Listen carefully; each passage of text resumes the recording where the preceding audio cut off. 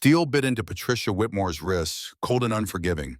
The click of handcuffs echoed through the administrative hallway of Petton Academy, loud enough to drown out her protests. Two FBI agents flanked her, their expressions carved from granite, immune to the tears streaming down her face. Through the tall windows, she could see news vans lined up like vultures on the pristine lawns she'd walked across for 3 decades. Cameras tracked her every movement, reporters shouting questions she couldn't process through the roaring in her ears. Behind her, Principal David Anderson stumbled, his own hands bound. His gray suit, always pressed to perfection, now rumpled and stained with sweat. His mouth hung open, gasping like a fish yanked from water. The man who'd signed off on every decision, who'd nodded along to every policy, who'd collected his six-figure salary while children ate lunch in corners, now looked small, diminished. The brass nameplate on his office door caught the afternoon light as they passed Principal Petton Academy Excellence through tradition. Agent Morrison, the lead investigator, walked ahead, parting the crowd of students pressing against lockers. Faces stared, phones raised, recording everything. The metallic taste of panic flooded Patricia's mouth. She'd imagined this hallway thousands of times, walking it with purpose, with authority, with the satisfaction of maintaining order in a world that threatened to spiral into chaos. Never like this. Never in handcuffs. Never with her granddaughter Brittany watching from behind her, friend's eyes wide with shame. The main entrance loomed ahead, those magnificent oak doors imported from England when the school was founded in 1887. She'd polished the brass handles herself during her first year as cafeteria manager, back when she believed hard work and loyalty meant something. Back before she understood that power wasn't given to people like her, unless she took it, unless she defended it with everything she had. The door swung open and spring sunlight hit her face like a slap. A wall of sound crashed over her. Reporters surged forward against the line of police officers holding them back. Questions overlapped into meaningless noise, but certain words cut through segregation, civil rights violations, child abuse as federal charges. Each one landed like a physical blow. Patricia tried to lift her head, tried to summon the dignity she'd weaponized against so many children over the years, but her knees buckled.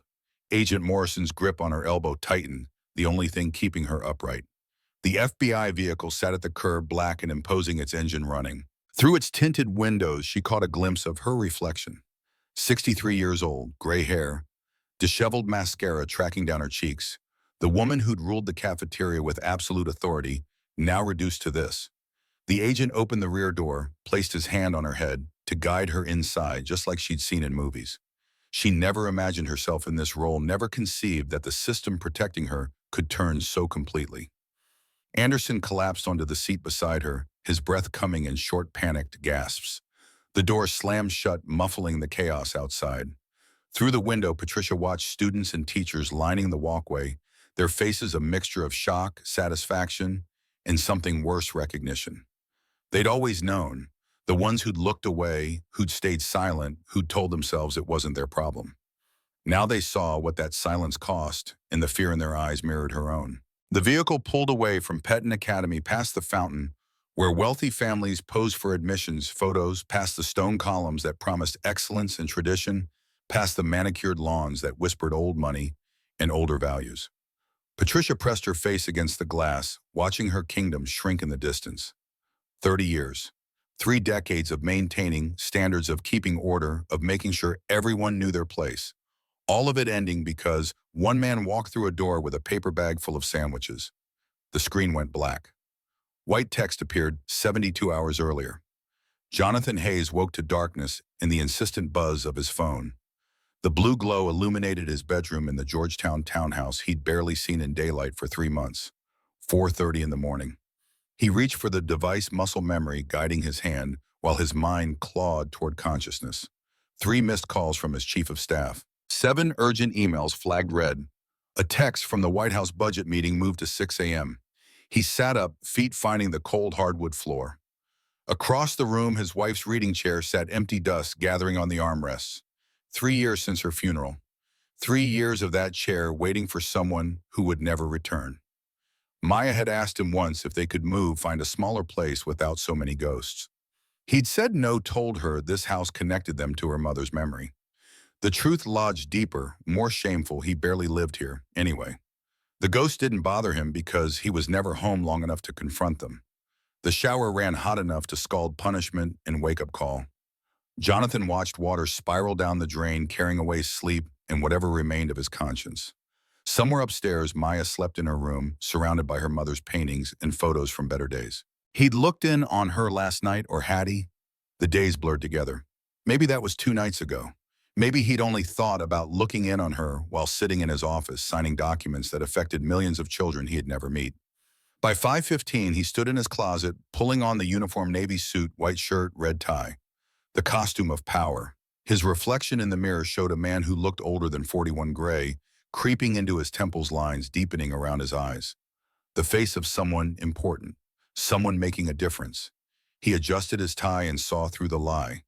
Making a difference required knowing what needed fixing.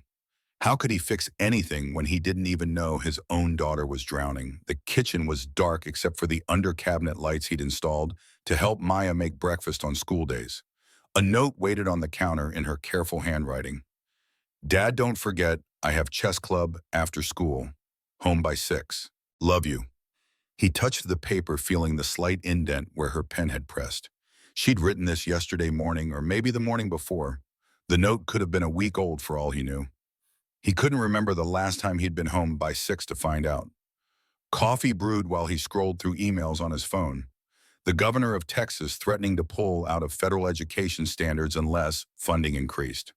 The teachers' union demanding better pay and working conditions. A whistleblower report about special education services being denied in Mississippi schools. An investigation into suspicious test score improvements in Atlanta.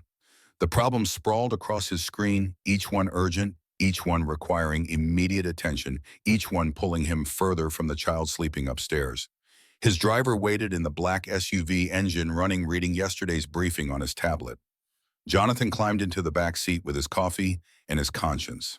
The streets of Georgetown passed by in darkness.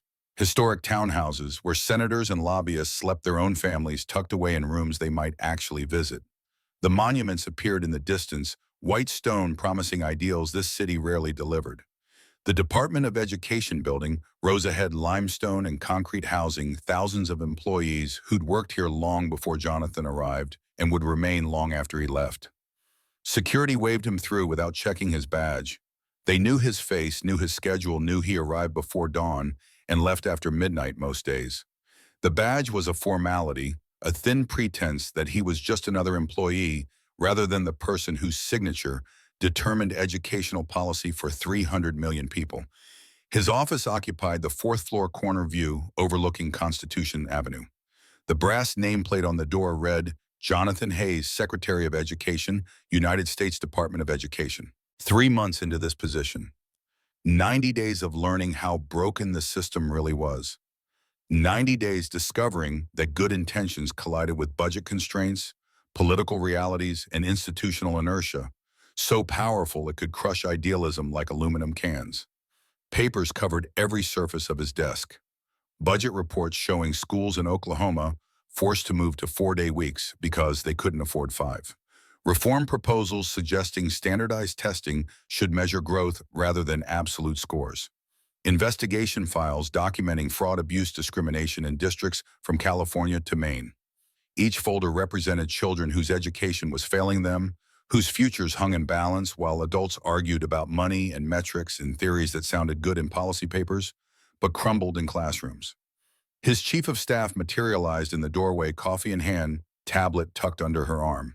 Carol Jennings, 57, 20 years in education policy, the only reason Jonathan hadn't drowned in the first week.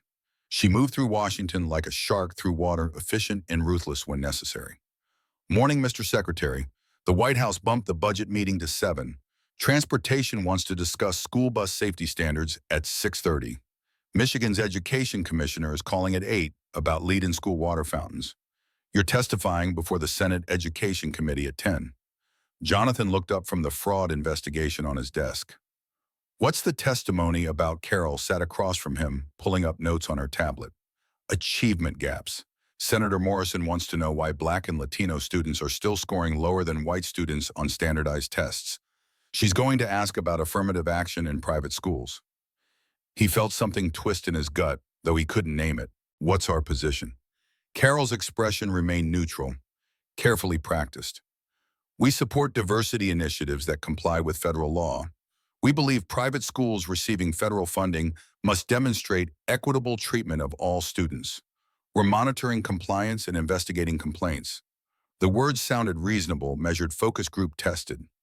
Jonathan wondered how many complaints were buried in folders on someone else's desk, how many children sat in schools that looked inclusive in brochures, but practiced segregation in cafeterias, in classrooms, in 1,000 small cruelties no policy paper could capture. Get me the data on diversity in private schools, real numbers, not what they report to us. I want to know where federal dollars are going and what we're getting for it. Carol made a note on her tablet. That's going to require subpoenas. Schools don't volunteer that information. Then issue the subpoenas. If they're taking federal money, they answer federal questions. Carol nodded, though her expression suggested this was a fight he might not win. Jonathan had learned in 3 months that being right meant nothing without political capital, and political capital evaporated faster than morning dew in this city. One more thing. Your daughter's school called yesterday. Jonathan's head snapped up. Pettin Academy. They wanted to confirm you received the spring gala invitation. It's a fundraiser, $50,000 tables. They're hoping you'll attend and speak about the importance of private education. The irony hit him like cold water. Pettin Academy charged $45,000 in tuition, received federal tax benefits, and now wanted him to praise them while charging enough money to pay a teacher's full salary just for the privilege of attending a party. Tell them I'll consider it. Carol stood, already moving to the next crisis. Considering means no in Washington. Tell them I'll consider it, Jonathan repeated. She left and he sat alone in his office, staring at his daughter's smiling face on his phone's lock screen. The photo was from last September, her first day at Pettin Academy. She wore the uniform plaid skirt, white blouse, navy blazer, with the school crest embroidered in gold. Pride radiated from her eyes. She'd earned her spot through entrance exams and essays competition, fierce even with his position smoothing the way. He'd chosen Pettin, carefully researched every private school within driving distance. Their brochure showed diverse students laughing together, learning together, thriving together. Their mission statement promised inclusive excellence. Their accreditation emphasized equity and belonging. Maya deserved that. After losing her mother to cancer 3 years ago, after watching her world collapse at 9 years old, after shouldering grief no child should carry, Maya deserved every good thing this broken world could offer. Pettin Academy cost $45,000 a year, worth every penny for the environment they promised, worth every hour he spent away from her, working to earn the salary that paid that tuition, worth the guilt that gnawed at him whenever he came home to another note on the counter instead of his daughter's actual face. The morning disappeared into meetings, budget negotiations with transportation secretary about overlapping jurisdiction on school buses, conference call with Michigan about aging infrastructure poisoning children, testimony prep with Carol and 3 policy analysts rehearsing answers to questions he could anticipate and practicing deflections for the ones he couldn't. The Senate hearing loomed at 10, and Senator Morrison had a reputation for making cabinet members squirm. At 9:30, his phone buzzed. A reminder notification glowed on the screen. Maya's 12th birthday. Jonathan stared at the words, feeling something crack inside his chest. 12 years old. His daughter was 12 years old today, and he'd forgotten. Not completely forgotten, he'd bought a present 2 weeks ago, a first edition of her favorite book wrapped and waiting in his office closet.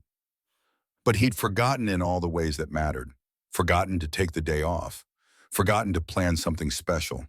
Forgotten that 12 years ago he'd held a screaming infant in a hospital room, promising to always be there, to always protect her, to always put her first. 3 years ago, when Sarah died, Maya had been 9. Old enough to understand death, young enough to need her father completely. He'd taken 2 weeks off work, held his daughter while she cried, tried to fill the gaping hole his wife's absence created. Then he'd gone back to work, climbed higher, pushed harder, told himself he was building a better future for Maya, while actually just avoiding the grief that waited at home in every room, every photo, every memory. When the nomination came for Secretary of Education, he'd almost turned it down. Maya needed stability, needed him present, needed something resembling normal after losing her mother. But Sarah had believed in public service, had encouraged him to make a difference. He'd accepted the position, telling himself it was what she would have wanted, knowing deep down it was what he wanted, what he needed to feel important, to feel powerful, to feel anything, except the crushing guilt of being alive when his wife wasn't. Carol appeared in the doorway again. Senate hearing in 20 minutes. Cars waiting. Jonathan looked at his chief of staff. This woman who knew his schedule better than he did, who managed his professional life with ruthless efficiency, who'd probably never forgotten a child's birthday because she didn't have children. She'd chosen this career, this life, these sacrifices. He'd chosen it too. But unlike Carol, he'd brought a daughter along for the ride. Cancel the hearing. Carol's expression froze. Sir, cancel it. Reschedule for tomorrow or next week. I don't care. Mr. Secretary, this is the Senate Education Committee. Senator Morrison will not appreciate cancel it, Jonathan repeated, his voice firm now, carrying the weight of a decision made. Tell them I have a family emergency. Do you have a family emergency?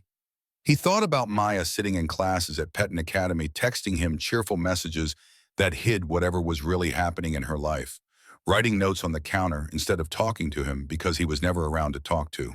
He thought about the promise he'd made 12 years ago, the promise he'd been breaking every day for 3 months, maybe longer. Yes, I do. Carol studied him for a long moment, then nodded. I'll handle it. What should I tell your afternoon meetings? Cancel everything. Clear my schedule for the rest of the day. Jonathan grabbed his coat from the hook behind the door, the wool overcoat he wore for formal occasions. The present for Maya sat in his closet wrapped in silver paper. He pulled it out, added it to the paper bag he planned to fill with sandwiches from the deli. His chief of staff watched him with an expression he couldn't read, something between concern and calculation. Mr. Secretary, if this is about spending time with your daughter, that's admirable. But you're canceling testimony before the Senate. There will be political consequences. Jonathan paused at the door, looking back at Carol at his office at the papers covering his desk, representing problems affecting millions of children. Then let there be consequences. My daughter's birthday matters more than politics. He walked out before she could respond, before he could change his mind, before the weight of responsibility could drag him back to the desk where he spent his life trying to fix a system he didn't understand, while his own daughter's life fell apart in ways he'd never noticed. The elevator descended 4 floors in silence. Jonathan watched the numbers light up, countdown to ground level, countdown to the moment he'd stop being Secretary Hayes and try to remember how to be dad. The lobby stretched vast in marble footsteps, echoing off stone that promised permanence and tradition. Security guards nodded as he passed. Other officials greeted him with respectful murmurs. Everyone treating him like someone important, someone whose time was valuable, someone whose priorities were clear. His driver stood beside the SUV passenger door, already open. Where to, Mr. Secretary, Petton Academy? Virginia, take Route 50.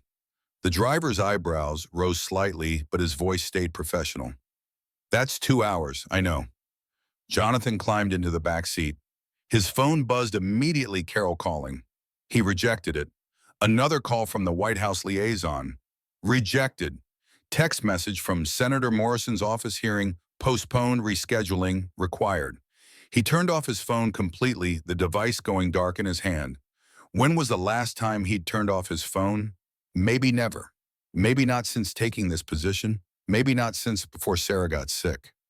The SUV pulled into traffic, heading west out of D.C. toward Virginia.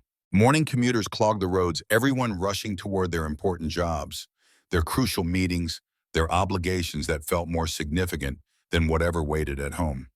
Jonathan watched the city blur past his window, monuments, giving way to suburbs, suburbs giving way to highway, highway, carrying him towards something he should have done months ago. The driver tried making conversation, once asking about traffic preferences. Jonathan responded with silence, and the man got the message.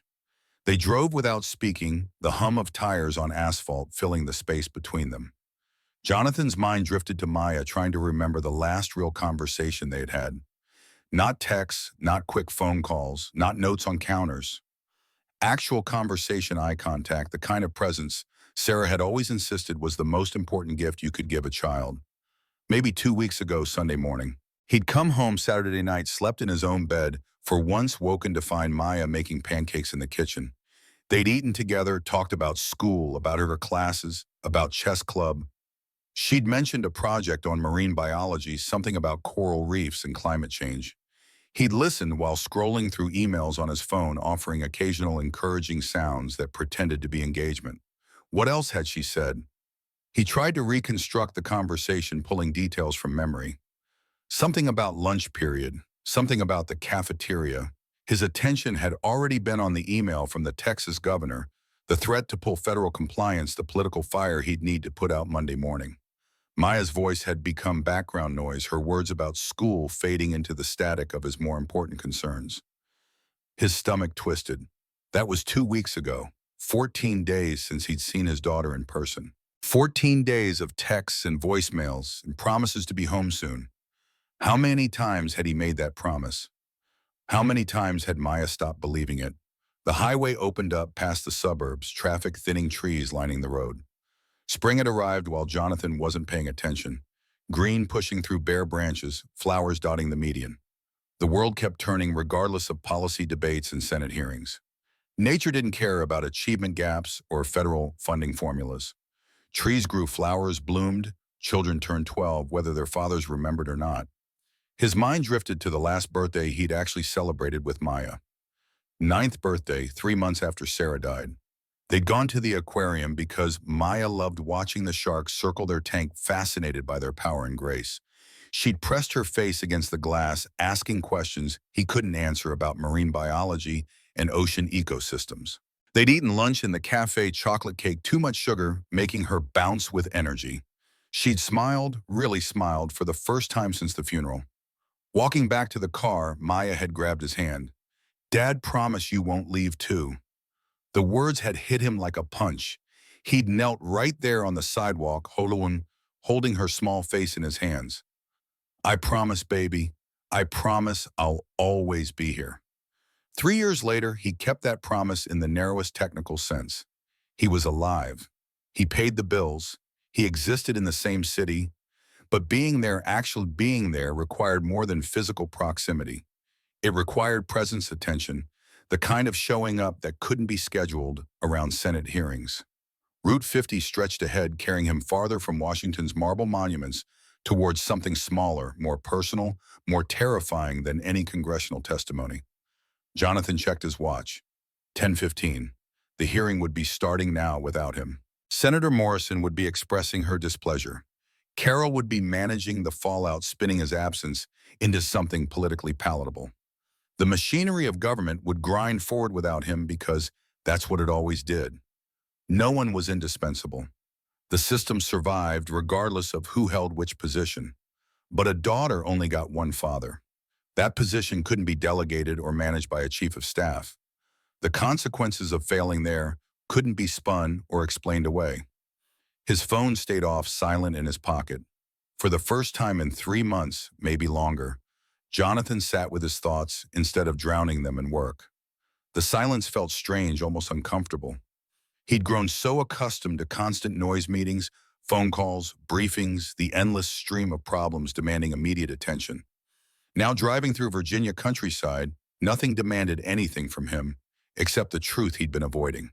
He was failing Maya. Not in the dramatic, obvious ways that triggered intervention. She had food, shelter, the best private school money could buy. She had clothes and books and a trust fund that would pay for college and beyond. On paper, Jonathan Hayes was a model father, successful, setting an example of public service and professional excellence. But Maya didn't need paper. She needed him. And he'd been absent in every way that mattered, hiding behind important work, while his daughter navigated 7th grade alone, figured out friendships alone, processed her mother's death, alone grew up alone in a house full of ghosts and empty chairs. The driver took the exit toward Petton Academy, winding roads cutting through estates with iron gates and long driveways. This was old money country, generational wealth, the kind of place where politicians sent their children to make connections that would matter later. Jonathan had convinced himself this was the right choice for Maya, surrounding her with excellence and opportunity. Now he wondered if he'd just been impressed by the price tag, mistaking expensive for valuable. A small shopping center appeared ahead, familiar in a way that made his chest tighten. The deli, their place. When Sarah was alive, they'd driven out here sometimes on weekends, a family tradition. Sarah loved the Italian sub with extra banana peppers. Maya always ordered turkey and Swiss with extra pickles. Jonathan got roast beef, but usually ended up stealing pickles from Maya's sandwich, making her giggle and protest. "Stop here," he told the driver. The SUV pulled into the parking lot. Jonathan climbed out, legs stiff from sitting, lungs filling with spring air that tasted like memory. The deli looked exactly the same: red awning, handwritten specials on the window, the bell above the door that chimed when you entered. He pushed through, and the smell of fresh bread enveloped him, transported him to Sunday afternoons when life was simpler and his family was whole. An older woman stood behind the counter, gray hair pulled back, wearing an apron dusted with flour. Her face creased into a smile when she saw him. "Haven't seen you in forever." Jonathan approached the counter, feeling suddenly emotional in a way he hadn't anticipated. "Been busy with work." She nodded knowingly, already pulling out bread for sandwiches. The usual turkey and Swiss extra pickles. He felt something break loose in his chest. Gratitude for this stranger who remembered his daughter's order, who kept space for them in her daily routine, even though they'd disappeared for months. 2. Both the same. The woman's smile widened. "She'll be happy to see you." Jonathan wasn't sure about that. Would Maya be happy or embarrassed or upset that he was interrupting her school day? He'd shown up unannounced, canceled important meetings, driven 2 hours without calling ahead. For all he knew, Maya had plans, friends, a life she'd built without him that his presence might disrupt. But it was her birthday.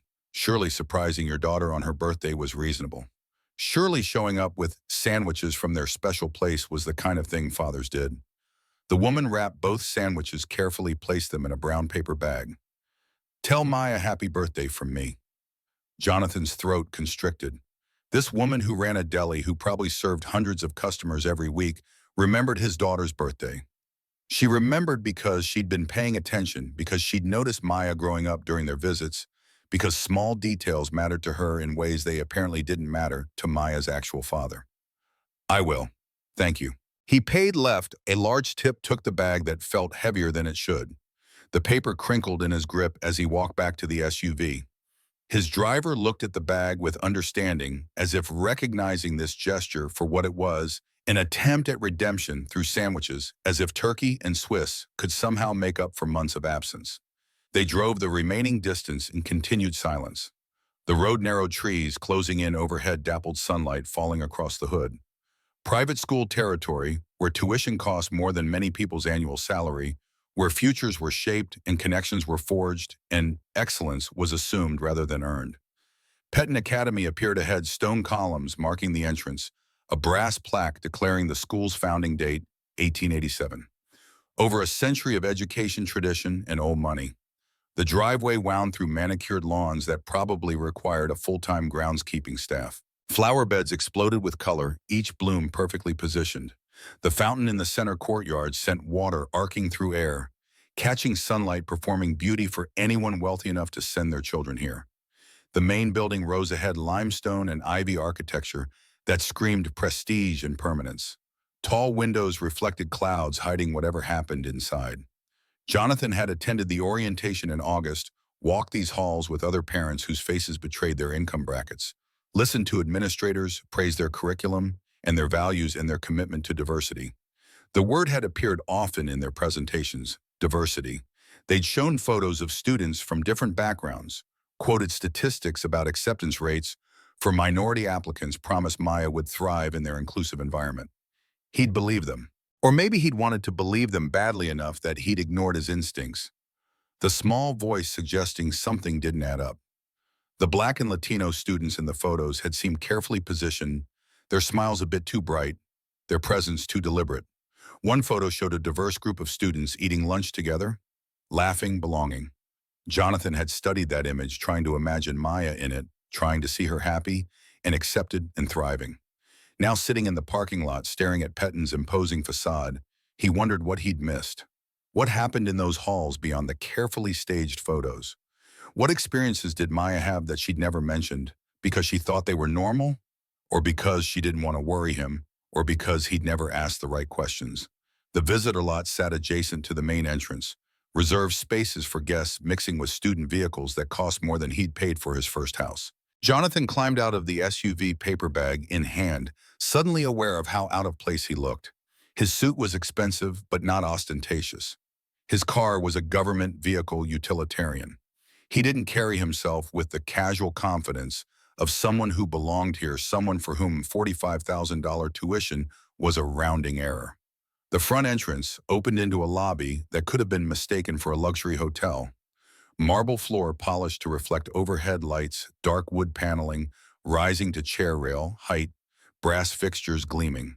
A chandelier hung from the vaulted ceiling, crystal catching light, sending rainbow fragments across stone. The walls displayed oil paintings of distinguished alumni, formal portraits in academic robes, every face white, century after century of privilege staring down at whoever entered. The administrative office sat to the right glass walls, allowing visibility into the space where several women worked at desks, typing, filing, answering phones. Jonathan approached the counter paper bag, now feeling ridiculous in this environment. The woman behind the desk looked up, her expression polite but dismissive, the practiced smile of someone whose job involved deflecting unwanted visitors. "Can I help you? I'm here to see my daughter, Maya Hayes. It's her birthday." The woman turned to her computer, fingers clicking across the keyboard. "Sign in here. I'll need to see identification." Jonathan pulled out his wallet, extracted his driver's license. Not his federal credentials, not the badge that would make her sit up straighter and summon her supervisor. Just Jonathan Hayes, regular parent, regular visitor, regular father, trying to surprise his daughter with sandwiches. The woman barely glanced at the ID, entering information into her system. She printed a visitor badge, generic yellow sticker with visitor in bold letters. No name, no purpose, just a label marking him as someone who didn't belong, someone temporary, someone who needed monitoring. Cafeteria is straight back through the main hall past the library. Can't miss it. Jonathan took the badge, pressed it against his suit jacket where it stuck, and immediately started peeling at the corners. The woman had already dismissed him, attention, returning to her computer. He walked away from the front desk, footsteps echoing on marble, feeling like an intruder in the school where his daughter spent her days. The main hallway stretched ahead, impossibly long, lined with trophy cases displaying generations of athletic victories and academic achievements. Tennis championships, debate competitions, science fairs, mathematics, Olympiads. Petton Academy students excelled at everything, or at least the trophy cases suggested as much. Jonathan scanned the names on the plaques, looking for diversity, for evidence of the inclusive environment the brochures promised. Mostly white names, overwhelmingly white names. A few exceptions scattered across decades, tokens, proving the system worked even as the overall picture told a different story. Classroom doors stood closed, lessons in progress, voices occasionally drifting into the hallway. Jonathan caught fragments as he passed, a teacher explaining calculus concepts, students discussing Hemingway's symbolism, someone practicing French pronunciation. The education happening here was real, substantial, the kind of instruction that justified the tuition. But education wasn't just academics. It was environment, culture, the 1,000 daily interactions that taught children who they were and where they belonged in the world. The library appeared on his left, glass walls, revealing rows of books and study tables where students worked quietly. He glanced inside, noting the demographics. A dozen students visible, 11 white, 1 Asian. Maybe coincidence. Maybe the minority students were in classes or studying elsewhere, or simply not represented in this random snapshot. Or maybe the brochure photos were lies, diversity performed for marketing materials, while actual practice looked exactly like this. His stomach tightened. Jonathan kept walking, paper bag crinkling, with each step sandwiches growing warm in his grip. The cafeteria doors appeared ahead, double doors with small windows at eye level. Sounds drifted through conversation, laughter, the clatter of trays and silverware. Normal sounds, happy sounds, safe sounds. Jonathan adjusted the paper bag, smoothing the wrinkled top. He imagined Maya's face when she saw him, surprise and delight, maybe a bit of teenage embarrassment at her father showing up unannounced. They'd sit together, eat sandwiches from the deli, talk about her classes and her friends and whatever 12-year-olds talked about. Maybe he'd take her out early, spend the afternoon together, make up for the months of absence. Maybe this surprise would be the start of something better, a reset in their relationship, a return to the closeness they'd lost since Sarah died. He reached for the door handle, metal cool under his palm. Through the small window, he could see movement inside students at table staff monitoring. Everything looked normal. Everything looked fine. Petton Academy excellence through tradition worth every penny of its exorbitant tuition. Jonathan pushed open the door. The cafeteria spread before him larger than he remembered from the orientation tour. Tall windows lined the far wall, flooding the space with natural light. Round tables filled the room, some with cushioned chairs, some with benches. Students clustered in groups eating, talking, living their normal lives. The smell of food mixed with floor cleaner and teenage body spray. Everything normal. Everything fine. His eyes scanned the space, looking for Maya, looking for his daughter's face among the crowd. The search lasted maybe 3 seconds before the world tilted, reality cracking apart. Center tables, 40 students, maybe more, spread across the well-lit space with comfortable seating. Laughing, relaxed, eating without hurry, every single face white. Far corner. Near the kitchen entrance, near the loading dock, near the flickering fluorescent lights and the shadows. 7 students, heads down, eating quickly, trying to be invisible. All Black or Latino. Jonathan's brain struggled to process what his eyes showed him. This couldn't be right. This couldn't be real. Not in 2024. Not in a school that charged $45,000. Not in a school that received federal benefits. Not in a school that promised inclusion and diversity and belonging. A white woman moved across the cafeteria floor, heels clicking with authority. Mid-60s gray hair, styled, wearing sensible shoes, and an expression of absolute certainty. She walked directly to the corner, to the shadows, to where the 7 students sat. Maya Hayes, what the hell did I tell you about sitting there? The voice carried across the cafeteria, sharp and commanding. Jonathan watched his daughter's head snap up, watched fear flash across her face, watched her shrink in her seat, like prey, recognizing a predator. Mrs. Whitmore, I'm sorry, sorry you think sorry cuts it, the woman, Patricia Whitmore. Jonathan's brain, supplied from orientation materials, grabbed Maya's arm. Her fingers dug into his daughter's flesh, twisting, hurting. Maya's face contorted with pain. These tables are for real families. Families who pay real money, not charity cases like you. The paper bag slipped from Jonathan's grip. It hit the floor with a soft thud nobody else heard because everyone was watching Patricia Whitmore yank his 12-year-old daughter out of her seat, watching Maya's lunch tray crash to the floor, watching milk explode across tile, watching food scatter, watching his child's dignity shatter in front of dozens of witnesses. Laughter erupted from the center tables. Phones came out, recording, capturing this moment of entertainment. Maya's humiliation was content, something to share, something to make them feel powerful by comparison. Please, my dad pays the same, your dad. Patricia shoved Maya toward the far corner, toward the shadows, toward the place where children like her apparently belonged. Your daddy is probably some welfare leech who lied on your application. Now get back there with the rest of the diversity hires before I have you expelled. Jonathan stood frozen in the doorway, paralyzed by shock, by rage, by the realization that this was his daughter's daily reality. This was what happened when he wasn't watching. This was the school he'd chosen, the environment he'd paid for, the safety he'd promised. Maya stumbled toward the dark corner, head down, shoulders shaking. She caught herself against the table, regained her balance, kept moving, kept surviving, kept existing in a world designed to break her.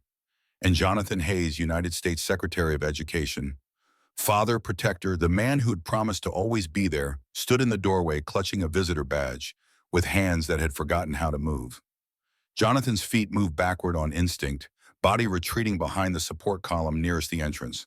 His mind screamed at him to run forward, to grab Patricia Whitmore by her sensible collar and drag her away from his daughter.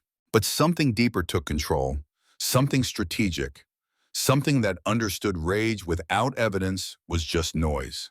He pulled out his phone with trembling fingers, swiped to the camera, hit record. The red dot appeared in the corner of the screen, capturing everything, documenting what no brochure would ever show.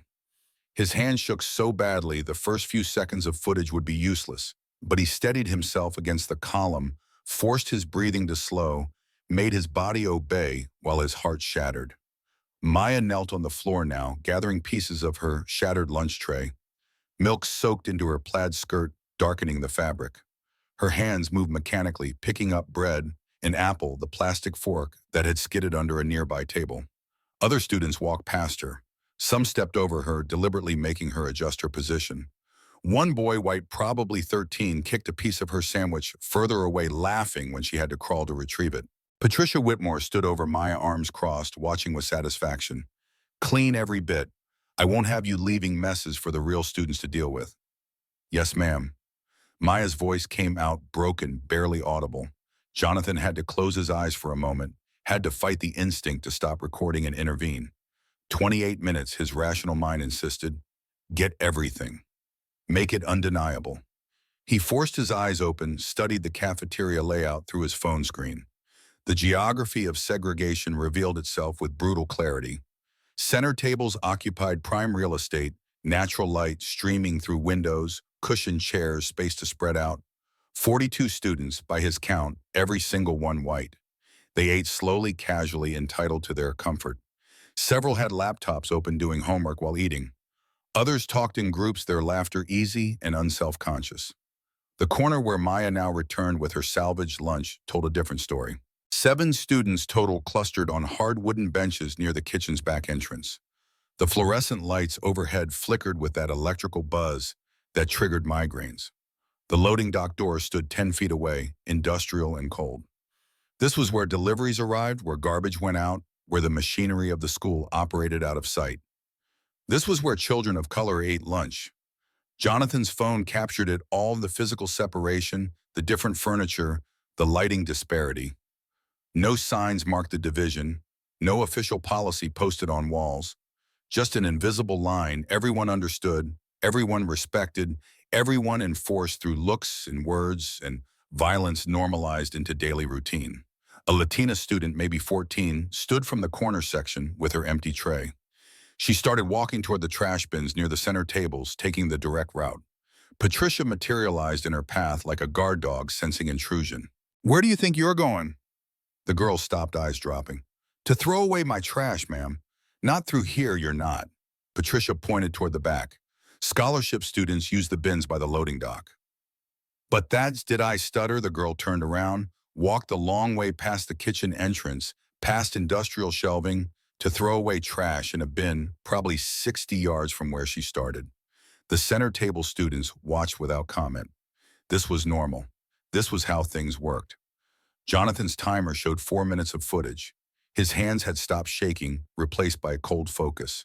He needed to capture patterns, needed to document that this wasn't isolated incident, but systematic practice. A Latino boy raised his hand at one of the corner tables. Mrs. Whitmore, may I get water? May have soccer practice after. And Patricia cut him off without even looking. You had your designated refill time. Sit down. I'm really thirsty, though. Patricia turned, walked toward him with that measured pace that communicated authority and threat. You diversity students get 1 water refill during lunch. 1. If you can't manage that, bring water from home. The boy lowered his hand, defeated. 2 minutes later, a white student stood, walked to the water fountain, filled his bottle, returned to his table. Nobody said anything. 30 seconds after that, another white student did the same. Then another. The rules weren't rules. They were weapons deployed selectively, designed to remind certain students they existed on borrowed time, borrowed space, borrowed mercy. Jonathan's footage continued. Patricia moved through the cafeteria like a warden, monitoring, correcting, enforcing an order that benefited her chosen students while crushing the others. She straightened chairs at center tables, smiled at the white students, asked about their weekends and their families. Then her expression hardened when she turned toward the corner, toward the shadows, toward the children who'd committed the sin of being born the wrong color. A young teacher walked past Maya's table. Mid-20s Latina wearing a cardigan despite the warm cafeteria. Her eyes landed on Maya's tear-stained face, lingered there for 3 seconds. Something flickered in her expression, recognition, sympathy, perhaps, memory of her own humiliation in spaces like this. But she kept walking, kept her head down, kept her job secure through silence. Jonathan zoomed in, captured her face. Evidence. Complicity. The system required not just active cruelty, but passive acceptance, the thousands who saw wrong and looked away because intervention cost more than they could afford. Another teacher appeared, older white man with gray hair and glasses. He stood maybe 15 feet from Maya's spilled lunch, had watched Patricia shove a 12-year-old, had seen the girl fall, had heard the words, diversity hire and welfare leech. Now he chatted with other teachers near the center tables, laughing at something someone said, his back to the corner where children suffered. More evidence, more complicity, more confirmation that this wasn't Patricia Whitmore acting alone, but an entire institution organized around hierarchy and harm. Brittany Whitmore entered the cafeteria through a side door phone already out recording as she walked. 15 years old blonde, wearing the same uniform as Maya, but somehow making it look expensive through confidence and posture. She headed straight for the corner section, a predator who'd learned from watching her grandmother work. Hey, scholarship girl, my grandma says you tried sitting at premium tables again. Didn't you learn your lesson last time? Maya kept her head down, focused on her soggy sandwich. I'm talking to you. Brittany shoved Maya's shoulder hard enough to make her flinch, but not hard enough to leave marks. Strategic violence, the kind that looked like nothing in isolation, but accumulated into terror over time. You people really don't get it, do you? This school is for families who matter. You're just here to make the brochures look diverse. Maya's bottom lip trembled. She bit down on it, trying to maintain control, trying not to give Brittany the satisfaction of seeing her cry again. But tears came anyway, silent and steady, tracking down her cheeks while Brittany recorded it all. This is going straight to TikTok. Scholarship tears are so viral right now. Laughter from Brittany's friends, three white girls who'd followed her over, who formed a half circle around Maya's table, blocking her escape, making sure she understood she was trapped. Jonathan's finger pressed harder on the record button, the only thing stopping him from throwing his phone aside and crossing that cafeteria floor. 12 minutes of footage now. 12 minutes of his daughter being destroyed while teachers watched and students laughed, and an entire institution functioned exactly as designed. Patricia returned from the kitchen carrying a clipboard. She surveyed her domain with satisfaction, gaze sweeping across center tables where order prevailed, then landing on the corner where her granddaughter and friends surrounded Maya. Brittany, leave her alone. We have standards to maintain. Don't waste your energy on diversity cases. Brittany stepped back, still recording, just making sure she knows her place, Grandma. She knows. Patricia walked closer to Maya, looked down at the girl trying to disappear into her bench. Don't you, Maya? Yes, ma'am. Say it properly. Tell everyone what you are. Maya's voice cracked. I'm a diversity student. And what does that mean? Jonathan's vision blurred red at the edges. His daughter was being forced to declare her own inferiority, to internalize the cruelty, to accept the hierarchy as natural and deserved. It means I'm here on scholarship. It means my family didn't pay full price. It means I should be grateful for the opportunity. The words came out, memorized, rehearsed the script Patricia had obviously made Maya repeat before. His daughter had learned these lines through repetition, and punishment had been trained to dehumanize herself on command. That's right. Patricia turned to address the entire cafeteria, voice carrying. Let this be a reminder to everyone. Pettin Academy has a hierarchy based on contribution and legacy. Some families built this institution. Others are here because federal law requires us to hit diversity quotas. Everyone needs to respect that order. Several parents volunteering at nearby tables nodded. One woman actually smiled, satisfied that standards were being maintained. These were the adults who'd chosen this school, who paid exorbitant tuition, who believed their money entitled them not just to excellent education, but to segregated comfort, to spaces where their children never had to acknowledge others as equals. Jonathan's footage hit 15 minutes.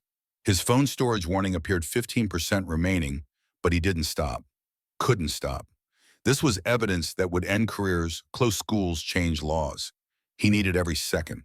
A black student, maybe 13, quietly opened a book at the corner table. Patricia noticed immediately, walked over, snatched the book from his hands. Reading during lunch. You think you're here to read? I finished eating. I thought you thought wrong. Patricia held up the book, Advanced Calculus, college level. Scholarship students don't read ahead. You're already getting more than you deserve just being here. She walked away with his book, placed it on her desk near the kitchen. The boy sat, frozen hands empty, staring at nothing. Jonathan captured it all, the theft, the humiliation, the casual cruelty that didn't even register as remarkable to anyone else in the room. His timer showed 20 minutes. 20 minutes of systematic abuse, documented in high definition, undeniable and damning. He thought about stopping, about finally intervening. But Patricia was talking again, and he needed to hear what came next. She gathered several center table students, speaking in a voice loud enough for the corner to hear. Your parents are having a gala next month. $50,000 tables. We're celebrating families who truly value education, who contribute meaningfully to Petton's excellence. Of course, certain students won't be invited. We have standards. Brittany raised her phone again, panning across the corner section.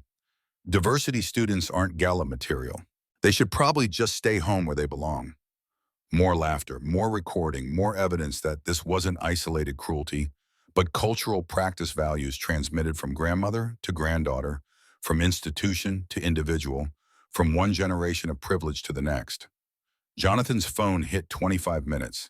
His chest burned with rage, so pure it felt like fire. But he held his position, held his recording, held his strategic silence because rage without evidence was just another angry black father who couldn't control his emotions. Evidence made rage into justice. Maya sat perfectly still at her corner table, sandwich untouched, now hands folded in her lap, eyes staring at nothing. This was survival mode dissociation, the psychological escape children developed when trapped in environments designed to break them. She'd perfected this stillness, this invisibility, this method of enduring until the day ended, and she could go home and pretend everything was fine. Thing was, how many days? 7 months since September. Roughly 140 school days, 140 lunches eaten in that corner, 140 sessions of being reminded she didn't belong, she wasn't wanted, she was barely tolerated. And every single day she'd come home and told him the school was good, don't worry, focus on your work. His baby girl had been protecting him, shielding him from truth because she didn't want to add to his stress, didn't want to distract him from his important job, saving millions of children he'd never meet, while his own daughter drowned right in front of him. The phone timer hit 28 minutes. Jonathan stopped recording, checked the file size, 3 gigabytes, safely stored, backed up automatically to cloud storage. He had everything, every word, every action, every face of every teacher who'd witnessed and said nothing. Time to move. He stepped out from behind the column, walked across the cafeteria with measured steps. The brown paper bag he'd dropped earlier sat near the entrance. Sandwiches probably crushed their special lunch, ruined like everything else. Students turned to watch him, conversations faltering, something in his expression, making them nervous. Patricia noticed him halfway across the floor, her eyes narrowed, calculating, dismissive. Jonathan reached Maya's table, placed his hand on her shoulder. She looked up, and her face transformed through emotions too fast to process: surprise, joy, relief, then terror. Pure, absolute terror. Not of him, of what his presence meant, of consequences she understood better than he did. Dad. Hi, baby. His voice stayed calm despite the inferno raging inside. I brought lunch. Patricia marched over heels, clicking authority. And who are you? Jonathan looked at her. Really looked at her, memorizing this woman's face, this woman who'd been torturing his daughter for 7 months. This woman who was about to learn what accountability felt like. I'm Maya's father, and we need to talk about what you've been doing to my daughter. Patricia's expression shifted from annoyance to condescension in half a second. She examined Jonathan with the same dismissive glance she probably gave every parent who dared question her authority. Your daughter has been repeatedly violating cafeteria protocols. She refuses to follow simple instructions about seating arrangements. Seating arrangements, Jonathan's voice stayed level-controlled. You mean segregation? The word dropped like a bomb. Gasps rippled through nearby tables. Students pulled out phones, started recording. This was drama, conflict, entertainment. Patricia's face flushed crimson. How dare you? This is about order, about respecting families who fund this institution. Your daughter sits where scholarship students sit. That's policy. My daughter isn't on scholarship. I pay full tuition. $45,000. Patricia's laugh came sharp and mocking. Sure you do. And I'm supposed to believe a man in a cheap suit driving a 10-year-old sedan pays $45,000. Please, I've reviewed the files. Maya Hayes diversity admission accepted through Equity Initiative. That means scholarship. That means she follows scholarship rules. Diversity admission doesn't mean scholarship. She earned her spot, and I pay full freight.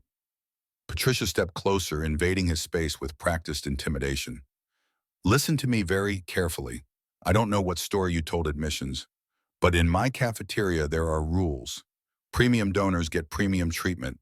Your kind gets what's left over. My kind, Jonathan's jaw tightened.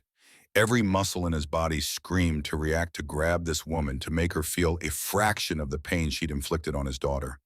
But he stayed still, stayed controlled, let her words hang in the air for everyone to hear, for his phone to capture, for history to judge. Don't start with the race card. Patricia's voice dripped contempt. I'm talking about contribution, about families who actually matter versus people here to fill diversity quotas. Maya tugged on Jonathan's sleeve. Dad, please. Let's just go.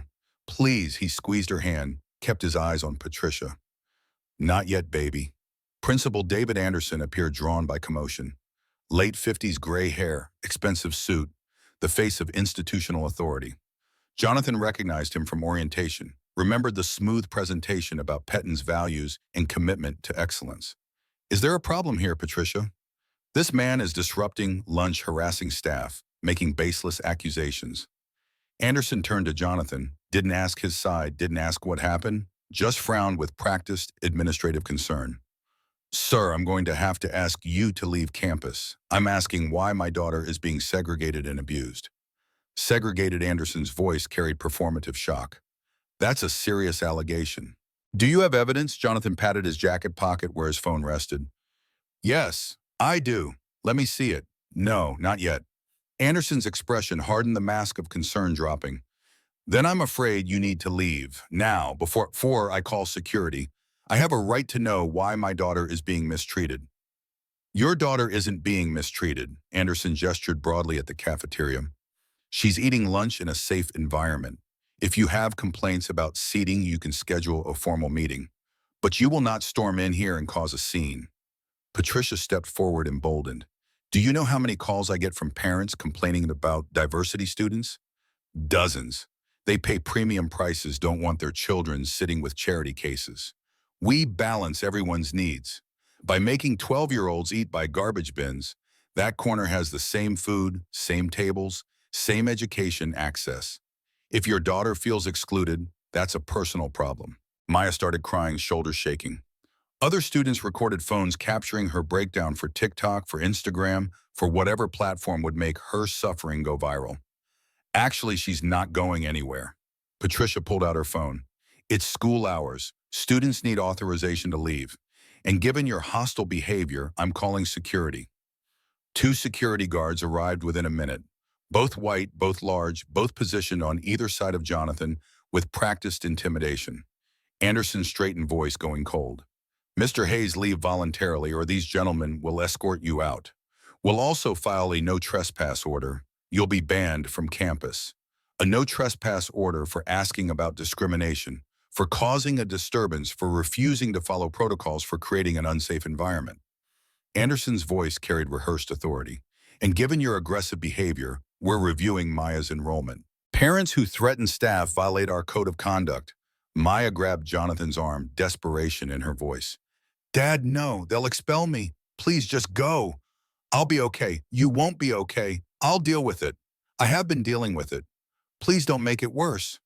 The words shattered him, his daughter begging him to leave her in this nightmare because she feared expulsion more than daily abuse, because she'd learned that speaking up only brought worse consequences, because the system had trained her to protect her oppressors.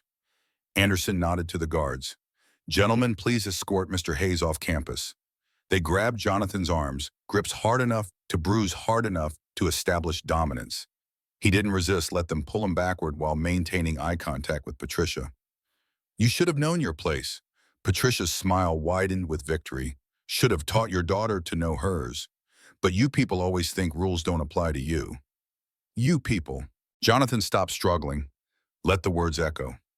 Patricia's satisfaction confirmed everything. Her contempt wasn't about money or contribution or scholarship status. It was about race, about power, about maintaining hierarchies she'd built her identity around defending. The guards dragged him toward the exit. Students watched phones recording, capturing his humiliation, his defeat, his failure to protect his daughter. Brittany Whitmore stood with her friends, recording enthusiastically. Scholarship, Dad gets owned. This is going straight to TikTok. Anderson followed alongside the guards, already composing his next move. Mr. Hayes, you're now banned from campus. Any further attempts to enter will result in arrest for criminal trespass. Additionally, we're reviewing Maya's enrollment. Given her family's inability to respect school authority, this might not be the right fit. Jonathan's feet scraped against tile as they pulled him through the cafeteria exit. Maya followed, crying, begging, "Please don't expel me. Please, this is the only good school." My record, Patricia's voice cut through. Maybe your father should have thought about that before acting like a thug. Actions have consequences, sweetheart. They shoved Jonathan through the door, not hard enough to make him fall, but hard enough to humiliate, hard enough to establish that here in this space he had no power, no authority, no right to protect his child. The parking lot stretched ahead, spring sunshine mocking him with its beauty. Other parents watched from volunteer tables, some uncomfortable, most satisfied. Order restored. Troublemaker removed. Everything back to normal. Anderson stood in the doorway, blocking Maya from following. "Miss Hayes, return to your seat. We'll discuss your behavioral issues later." "But my dad." "Your father is no longer your concern. School policy is. Now sit down before I add insubordination to the list." Maya looked at Jonathan, her eyes pleading for rescue, for help, for anything. He forced strength into his voice he didn't feel. "Maya, listen to me. Go back inside. Sit down. Everything is about to change, I promise. How they're kicking you out. They're going to expel me. Trust me, baby. One more hour. Hold on for one more hour." Anderson pulled Maya back inside, doors slamming shut, lock clicking. Jonathan stood in the parking lot, guards flanking him until he reached his car. The driver watched with concern, reading the situation without needing explanation. "You heard the principal." The guard's voice carried finality. "You're not welcome here. Don't come back." Jonathan climbed into the SUV, pulled out his phone. 28 minutes of footage, crystal clear, undeniable. His hands shook as he scrolled through contacts, finding the number he needed. FBI Civil Rights Division. His voice came out steady now, cold and focused. "This is Secretary Jonathan Hayes, United States Department of Education. I need to activate an emergency federal investigation. I have documentation of systematic civil rights violations at a federally funded institution. I need a team at Petton Academy in 30 minutes. The voice on the other end paused. "Sir, can you verify your identity?" Jonathan recited his federal ID number, his authorization codes, his direct lines. Everything that proved he wasn't just another angry parent, but someone with power to burn this institution to the ground. "Verified, Mr. Secretary. Dispatching team now. Nature of violations, racial segregation, systematic discrimination against minors, hostile environment, federal fund misappropriation, an assault on a federal official. Sir, assault on a federal official, yes. They physically removed me from campus, all captured on video. I want federal charges filed within the hour." "Understood, sir. Team mobilizing." Jonathan made his second call. Department of Justice. His third Deputy Secretary of Education. His fourth White House counsel. His fifth major media outlets. Each conversation brief, factual, devastating. By the time he finished, the machinery of federal government was grinding toward Petton Academy with unstoppable momentum. He started the car, drove exactly one block, parked where he could see the school entrance, and waited. Inside that building, Maya sat in her corner. Teachers returned to their routines. Patricia savored her victory. They thought it was over. They thought they'd won. They had no idea what was coming. Patricia walked back through the cafeteria doors, spine straight, chin elevated, riding the high of victory. Her sensible shoes struck the tile floor with renewed confidence, each step announcing her authority had been challenged and defended. The fluorescent lights seemed brighter now, the air cleaner, as if removing that disruptive parent had purified the entire space. She clapped her hands twice, sharp and commanding. "Attention, attention, everyone." Conversations died. Forks stopped moving. Every eye turned toward her, and Patricia felt that familiar rush of power, the satisfaction of holding 200 young lives in the palm of her hand. This was her domain. These were her rules. And what she just demonstrated was what happened when people forgot that fundamental truth. I want you all to witness what happens when people don't respect authority, when they don't know their place. She pointed directly at Maya, still sitting in the corner, face streaked with tears, body trembling. That girl's father just got permanently banned from this campus. His behavior was unacceptable. threatening completely out of line. And her enrollment is now under review. Applause broke out from several center tables. Brittany whooped, phone still recording. Bye-bye, scholarship girl. Your daddy couldn't save you. Patricia allowed herself a small smile and acknowledgement of a job well executed. Maintaining standards required vigilance, required willingness to confront challenges no matter how uncomfortable. Lesser administrators might have compromised, might have let that man's accusations undermine the carefully constructed hierarchy. But Patricia understood that the first crack in the wall brought the whole structure down. Let this be a lesson, Patricia's voice carried to every corner. Petton Academy has standards built by families who value excellence, who understand tradition, who contribute meaningfully to our mission. We don't tolerate disruption. We don't tolerate people who refuse to follow established protocols.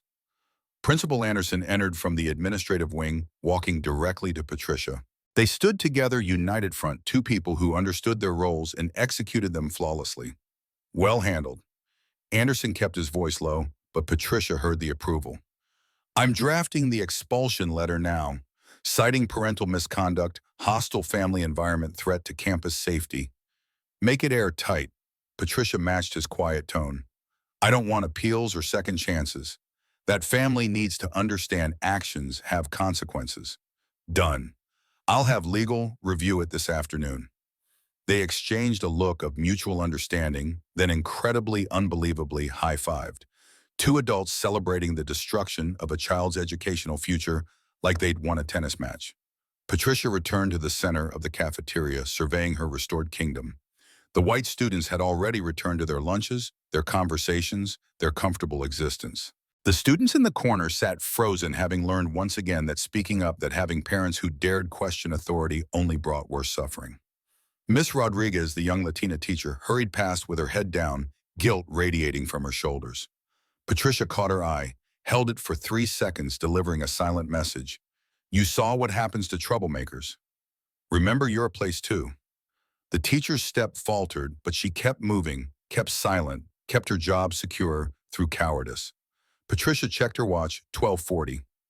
Lunch period ended in 20 minutes, plenty of time to finish her rounds, ensure every student understood the lesson she'd just taught. She walked to the kitchen, grabbed her clipboard with seating charts and violation logs, her weapon and her shield. A sound grew in the distance, faint at first, easy to dismiss, rhythmic, mechanical, growing steadily louder.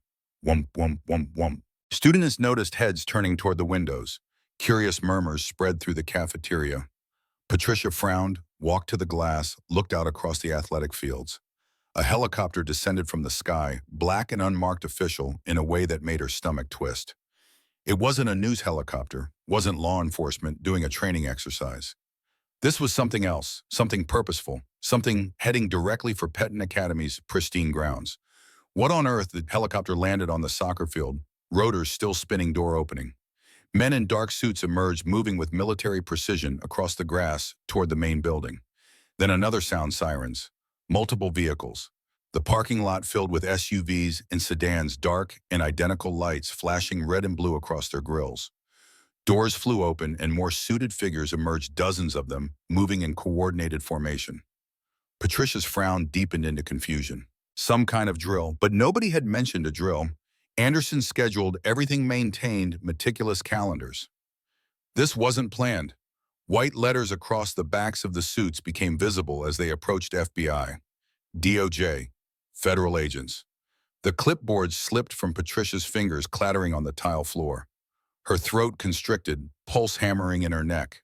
This couldn't be right. This couldn't be for them. Federal agents didn't descend on private schools in helicopters. Federal agents didn't arrive in force unless more vehicles pulled into the lot. News vans, cameras, reporters setting up on the lawn, satellite dishes, rising lenses pointing at the building like accusations. The cafeteria doors burst open. 15 federal agents entered, tactical vests visible under suit jackets, weapons holstered but present. They moved with absolute authority, positioning themselves at every exit, every window, blocking every possible escape route. An agent at the front held up credentials, gold badge catching the overhead lights. FBI, everyone remain calm. Stay in your seats. This is an official federal investigation. Patricia's legs went liquid. She grabbed a table for support, mind racing through possibilities, through explanations. An investigation of what they ran a clean school. They followed protocols. They maintained standards. What could federal agents possibly want, ma'am? We need Principal Anderson and Patricia Whitmore to come with us. The agent's voice cut through the chaos. Now Anderson appeared from the administrative wing, face already pale, hands trembling. He'd seen the vehicles, understood the magnitude before entering. I'm Principal Anderson. There must be some mistake. We're a private educational institution. We haven't... No mistake, sir. The agent's tone allowed no argument. Please come with us to your office immediately. Patricia forced her legs to move, forced herself to walk toward the agents with dignity intact. This was a misunderstanding. Some paperwork issue, some regulatory confusion. They'd explain, they'd clarify, everything would return to normal, but I'm still supervising lunch period. Ma'am, the agent's expression remained granite. Now, agents surrounded them, flanked them, walked them out of the cafeteria like suspects. Students pressed against windows, phones recording everything. Patricia caught Brittany's face in the crowd, her granddaughter's expression shifting from confidence to confusion to dawning fear. The hallway stretched impossibly long, every step an eternity. More agents filled the corridor, securing the building, establishing perimeter. This wasn't a small investigation. This was an operation coordinated and massive, the kind of response reserved for serious crimes. Patricia's mind spun through recent weeks, searching for anything that could have triggered this. Budget reports were clean, admissions paperwork properly filed, federal funding documentation submitted on time. They'd passed their last accreditation review with flying colors. What could they possibly... The interaction with that parent flashed through her mind. The man she'd had removed, the one making baseless accusations about segregation. He'd said something about having evidence about documentation, but that was impossible. He'd been there for 10 minutes, caused a scene, got escorted out. What evidence could he possibly have gathered? Anderson's office door stood open, more agents inside already securing computers and files. They'd moved fast, incredibly fast, as if they'd been prepared, as if someone had given them detailed instructions about exactly what to look for. And sitting in Anderson's chair, calm as Sunday morning, was the man from the cafeteria. The disruptive parent, the one she dismissed as welfare trash. Except he wasn't in Anderson's chair as a visitor. He sat there with ownership, with authority, with an expression that made Patricia's blood turn to ice. You, the word escaped before she could stop it. How did you sit down, Mrs. Whitmore? The command came from an agent, not the parent, but the parent watched with those same calculating eyes, measuring her reaction, noting every detail. I will not. Patricia summoned outrage to cover her fear. Security, get this man out of, ma'am. The agent stepped forward, voice carrying unmistakable authority. Sit down. This is not a request. Patricia's knees buckled. She collapsed into the chair, Anderson dropping into the seat beside her. The principal's hands shook visibly, his expensive suit suddenly looking rumpled and cheap. The parent stood, reached into his jacket, pulled out a leather credential case. He placed it on the desk, opened it slowly, deliberately, letting them see every detail. The federal seal gleamed under fluorescent lights, official and irrefutable. United States Department of Education. Office of the Secretary, Jonathan Hayes. The words hit Patricia like physical blows. Secretary, the Secretary of Education. The person who controlled every federal dollar flowing into this institution. The person whose power extended across every school in America. The person she'd dismissed, insulted, had forcibly removed from campus. Anderson made a choking sound, his face draining from pale to gray to greenish. His eyes rolled back and he slumped forward. An agent caught him before he hit the desk. Someone get water, and a medic if he doesn't stabilize. Patricia couldn't process what she was seeing. This man, this parent in his cheap suit driving his old car, couldn't be the Secretary of Education. The Secretary of Education was important, powerful, too significant to personally visit schools. This was a mistake, an impersonation, some kind of fraud. But the badge was real. The agent's deference was real. The authority radiating from him was undeniably, devastatingly real. Secretary, the word stuck in her throat. You're the Secretary of Education. Yes, Jonathan's voice remained eerily calm. The person who controls every federal dollar flowing into this institution. The person you assaulted. The person whose daughter you've been abusing for 7 months. Patricia shook her head, trying to make sense of it. I didn't know. If I'd known who you were, if you'd known. Jonathan leaned forward, hands flat on the desk. You would have what? Treated my daughter like a human being, only shown her dignity because her father has power. That's exactly the problem, Mrs. Whitmore. You think respect is earned through status and money instead of being something every child deserves. He pulled out his phone, connected it to Anderson's computer. The large monitor on the wall flickered to life, and Patricia's own voice filled the office, sharp and cruel and undeniable. Maya Hayes, get back to the scholarship section. Your kind gets in here through quotas, through pity.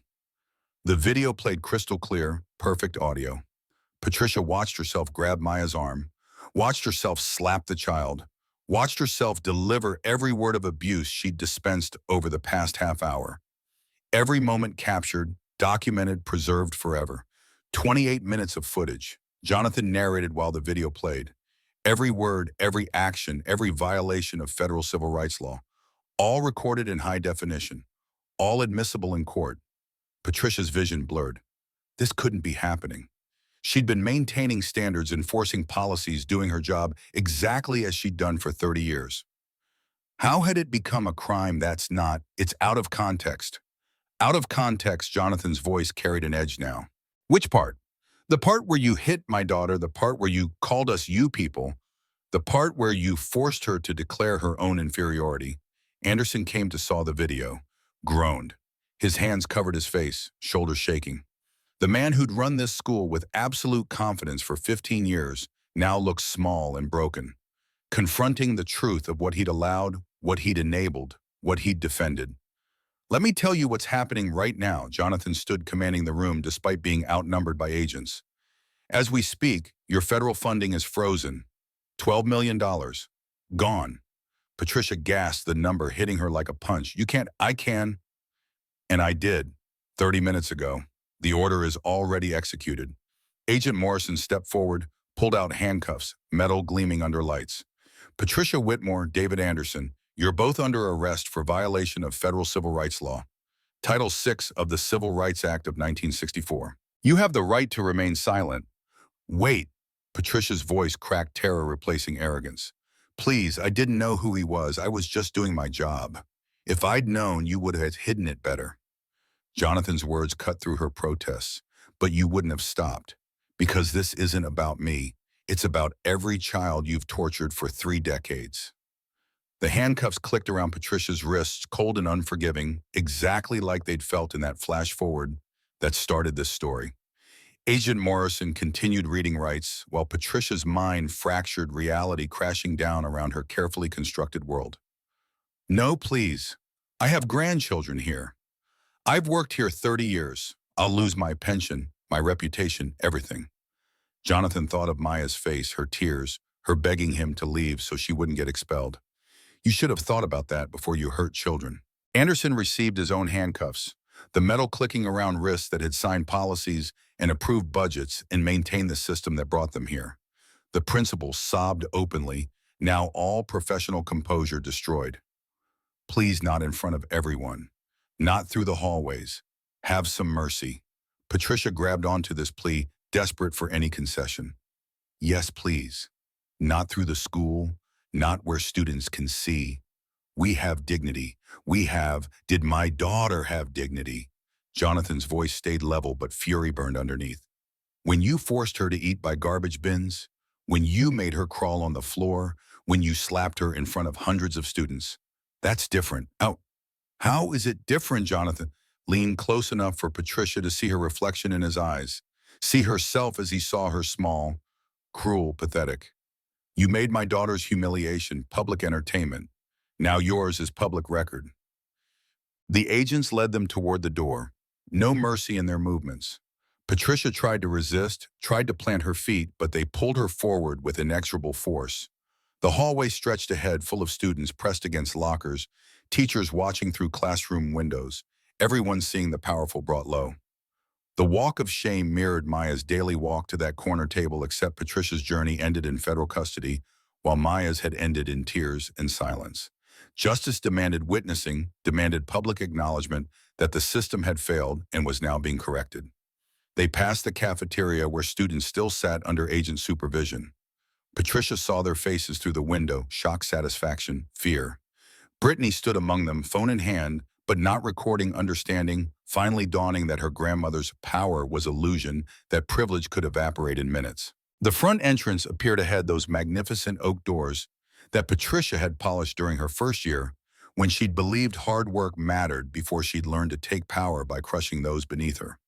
Sunlight streamed through the glass, revealing the media circus outside, cameras positioned to capture every moment of her destruction. Please, not out there. Patricia's voice broke completely. Please, I'm begging you, not the cameras. Agent Morrison's grip remained firm, professional, unmoved. You made choices, ma'am. These are consequences. The doors opened. Sunlight hit Patricia's face like judgment. Reporters surged against the police line, questions overlapping into chaos. She heard her name, heard words like segregation and child abuse and federal charges. Each phrase was a nail in the coffin of her reputation, her career, her carefully constructed image. Anderson stumbled beside her legs, barely supporting his weight. Two agents held him upright, preventing collapse, ensuring he completed this walk. His gray suit was darkened with sweat, his face slack with shock. This man who'd commanded authority for 15 years now looked ancient, defeated, broken. The FBI vehicle waited at the curb door, open like a mouth ready to swallow them. Patricia saw her reflection in the tinted windows, 63 years old, handcuffed, mascara streaking the woman who'd ruled absolutely, now reduced to this. Agent Morrison guided her head down, helped her into the back seat with practiced efficiency. Anderson collapsed beside her, his breathing ragged and panicked. The door slammed shut, muffling the chaos outside to a dull roar. Through the window, Patricia watched Petton Academy, her kingdom for 30 years, the place where she'd wielded unchallenged power. Students and teachers lined the walkway, their faces a mixture of emotions she couldn't process. Some looked satisfied, some looked afraid. All looked at her differently now, no longer seeing authority, but seeing accountability. The vehicle pulled away from the curb, past the fountain where wealthy families posed for photos, past the stone columns promising excellence, past the manicured lawns hiding rot beneath beauty. Patricia pressed her face against the glass, watching her world shrink in the distance, knowing she'd never return, knowing everything she'd built was collapsing. 30 years. 3 decades of maintaining what she'd called standards, of enforcing what she'd called order. All ending because one man walked through a door with sandwiches. Beside her, Anderson wept openly, shoulders shaking, making sounds that didn't seem human. Patricia felt nothing. Shock had numbed her reality, too large to process. This morning she'd ruled the cafeteria. This afternoon she sat in federal custody, handcuffed, facing charges she didn't fully understand. The vehicle turned onto the main road, heading toward processing, toward arraignment, toward consequences she'd never imagined possible. Patricia closed her eyes, but the video played behind her eyelids, her own voice delivering cruelty, her own hands grabbing Maya, her own face twisted with contempt. Evidence didn't lie. Video didn't allow alternative interpretations. She'd destroyed herself through her own actions, captured in high definition, preserved forever. The federal building loomed ahead, concrete and limestone housing, the machinery of justice she'd never expected to face. They'd been untouchable, protected by private school status, by wealthy donors, by systems designed to insulate power from accountability. But federal law superseded all of that. Civil rights violations weren't suggestions. Discrimination wasn't acceptable just because it happened behind expensive doors. And Jonathan Hayes hadn't just been a parent, he'd been the Secretary of Education with resources to burn their world down. The vehicle stopped. Agents opened doors. Patricia and Anderson were led into the building, into processing, into the system that would decide their fates. Fingerprints, photographs, paperwork documenting their crimes in triplicate. Hours blurred together. Patricia sat in a cell, still wearing her cafeteria clothes, still processing what had happened. Anderson occupied a nearby cell, curled in fetal position, broken completely. A federal prosecutor arrived, Sandra Williams, 45, 20 years, handling civil rights cases. Expression hard from seeing too much injustice. Mrs. Whitmore, I'm your assigned prosecutor. We need to discuss your charges. Patricia looked up, her hope flickering despite everything. This is a mistake. I was doing my job. The parents wanted separation. I was just maintaining order. Sandra opened a file, pulled out transcripts. You kept a discipline journal. 12 years of entries. Listen to this. Remove 3 diversity students from premium seating. They need constant reminders of their place. Your words. Patricia's mouth went dry. That was taken out of context. There's more. Sandra flipping pages. If we don't maintain standards, these people will think they belong everywhere. Also your words. Dated, signed, documented. The reality settled over Patricia like concrete.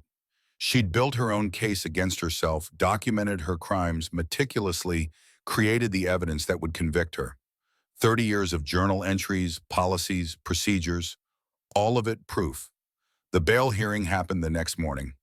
Patricia and Anderson stood before federal Judge Martinez, a black woman who'd grown up poor, who'd fought through systems designed to stop her, who'd reached the federal bench despite every obstacle.